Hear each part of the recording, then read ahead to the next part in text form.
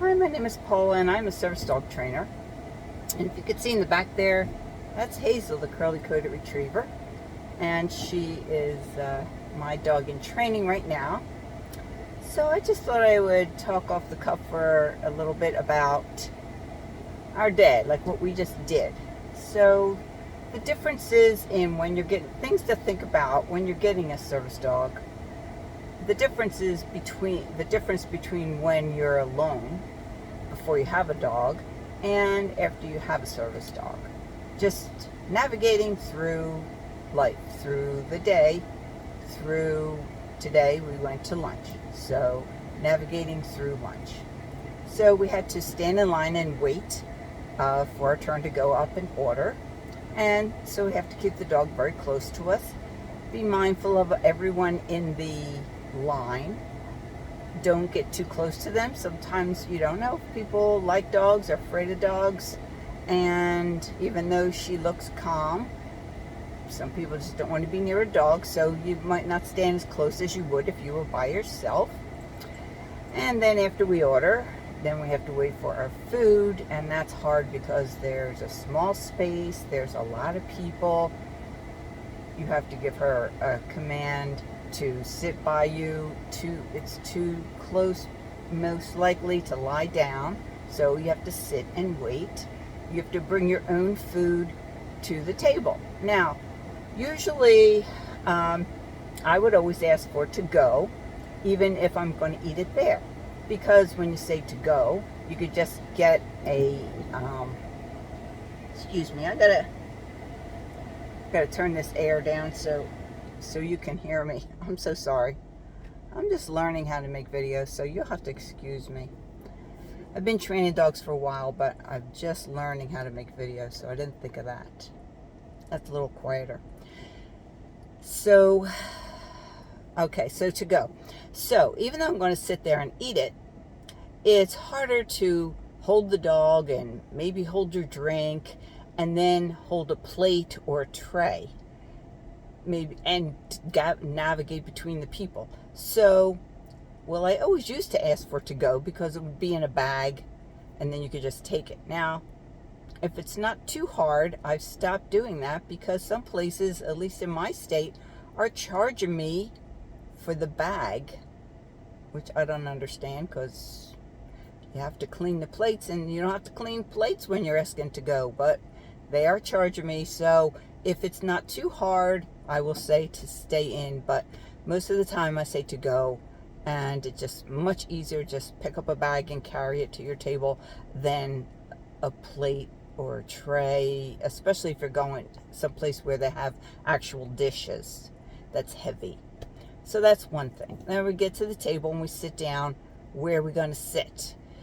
Of course, with service dog, you can sit anywhere, but it's easier if you sit where there's not as many people, not as many kids running back and forth, things like that. Oh, getting the soda. Okay, so if you're going to get a drink, Hazel's fine with this, but I did train one dog who didn't like the sound of the ice coming out, and I like a lot of ice, so I get a big soda and I fill it up with ice. For some reason, I think it was a she, didn't like that sound. So you have to practice that she's going to stay right with you. There might be people in front of you, there might be people waiting for you, so everything has to be a little faster. You try to do things a little faster than you normally would because you have the dog with you. So you need to practice that, make sure your dog is okay with that sound. And then we get back to the table and we eat. So we finally find a place that's conducive to me and my service dog, and where she can go under the table. Now, hopefully, if it's a booth, there's something you need to look for. Some of the booths have a big stand in the middle and then like a big round thing. You know what I'm talking about, the one big thing. If there's more than one person, it's going to be hard for the dog to sit under there. If you have a medium-sized, large dog, maybe 60-pound dog, and there's 4 of you, and there's, 4 adults with legs hanging down, I always look under the benches. I do like to sit in the booth, but I always look under the benches if I don't know the place, just to see if they have like one big thing in the middle. It makes it a little bit harder. So you have to find a place for the dog. Can the dog go under? So we have to teach our dog to go under is the cue, and stay down. And for them staying, for them being quiet, I usually give her a treat, especially if someone sits near us or somebody comes by and talks to her. I always give her a treat and say, good, quiet, and I give her a treat, and she stays perfectly fine. And the next thing is the restroom. Now, I can't talk to going to a men's restroom, but a ladies' restroom is one of the hardest places to go, because if it's a big restroom, especially with lined up of sinks, and, well, first we're going to go into the big stall if it's available and nobody else in the room seems to need it more than us. Maybe somebody with a wheelchair, obviously you're going to let them use it. But if you can use the big one, that's more room for the dog. Now, many times, most of the time, it is taken. So now you have to wait. People are coming in and out. People are washing their hands. People are coming in the door. Can't keep the dog by the door. You're always on. You're never kind of relaxed. You're always like, where's the dog? Where's the people? And sometimes a little child will come out. A little girl will come out and, there's a dog. Even though they're not really scared. Sometimes they are, but they're not expecting a dog to be in the restroom. And then washing your hands, especially if you go to like a turnpike or I-95 and you stop on the way to going someplace and there's a lot of people and a lot of blowing. That's another thing some dogs don't like, is the air blowing. The air blowers, you can practice with a hair dryer at your house if they really don't like that sound. But that's really hard when you have a really big one with a bunch of people washing their hands. Now you have to get in between, maybe two other women washing their hands. You have to wash your hands and keep your dog by you. You have to be fast. Your dog has to have a good heel.